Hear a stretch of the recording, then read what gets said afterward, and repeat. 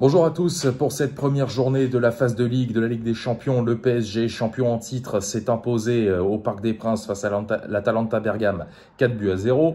Début signé Marquinhos et Kvaratskhelia en première mi-temps, et puis Nuno Mendes et Gonçalo Ramos en deuxième période. Alors, joli clin d'œil que ce but de Marquinhos, puisque c'est lui qui avait égalisé il y a 5 ans dans ce fameux quart de finale dont j'ai déjà parlé dans la preview au Portugal pendant le Final 8.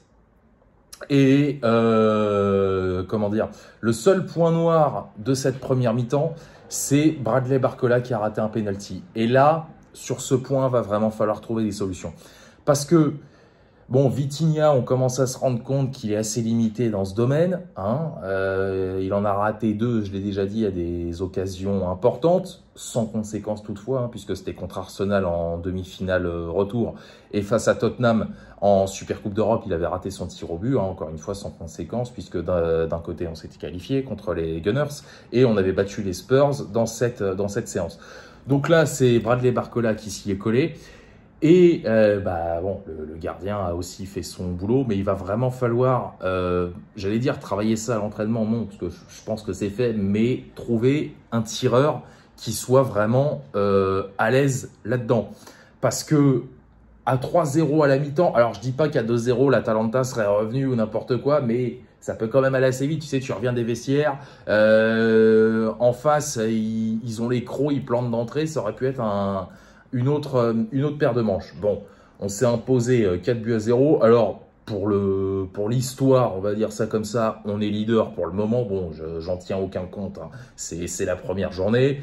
Mais bon, ça fait quand même plaisir de voir le Paris Saint-Germain leader de la phase de Ligue des Champions. Voilà, ça nous était pas arrivé une seule fois l'année dernière, enfin la saison dernière plus précisément.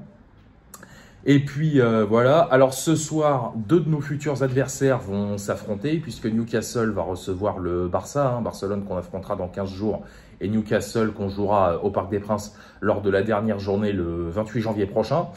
Et puis voilà, donc quant à nous, on entame cette campagne parfaitement, voilà, une entame de champion d'Europe, j'en attendais pas moins, très honnêtement.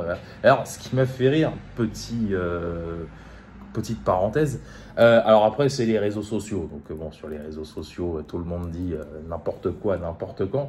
Mais alors, insinuer qu'on est dopé parce qu'on a battu l'Atalanta 4-0, alors que eux, en revanche, sont spécialistes de ça, j'avoue, ça m'a doucement fait marrer. Mais bon, ça, c'est encore des supporters marseillais qui ont les glandes de leur défaite face au Real Madrid avant-hier. Bref, donc justement, la prochaine étape, c'est le Classico dimanche. Alors évidemment, ils s'y croient là-bas. Ça y est, pour eux, on va venir au Vélodrome, ils vont nous fumer, nanani, nanana. D'autant plus que, je le rappelle, on a gagné hier sans Désiré Doué ni Ousmane Dembélé. Ça m'étonnerait qu'ils soient là dimanche. Enfin, à mon avis, c'est même certain qu'ils ne le seront pas.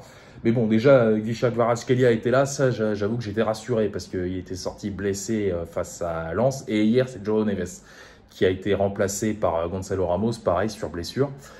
On est marre. Putain la vache. Oh là là là. Mais le problème, c'est quoi? Le problème, c'est que déjà, on n'a pas fait un mercato exceptionnel, pardon. Et surtout, cette putain de Coupe du Monde des clubs. Alors, je vais pas faire le faux cul, j'étais content qu'on aille en finale, mais quand tu vois toutes les blessures là qui s'enchaînent en ce moment, en plus avec cette putain de trêve internationale à la con qu'on vient d'avoir, tu te dis que putain, cette compétition en carton là, on aurait dû la lâcher bien plus tôt. Enfin bon, j'ai pas vu de quoi il en retournait pour João Neves. J'ose espérer que c'est pas très grave, parce que pareil, si lui il est indisponible pour un certain temps, ça risquera d'être compliqué. Mais enfin bon, on verra ça en temps et en heure. Donc, prochaine étape dimanche au Stade Vélodrome. Et puis, dans 15 jours, on ira en Catalogne pour affronter le Barça.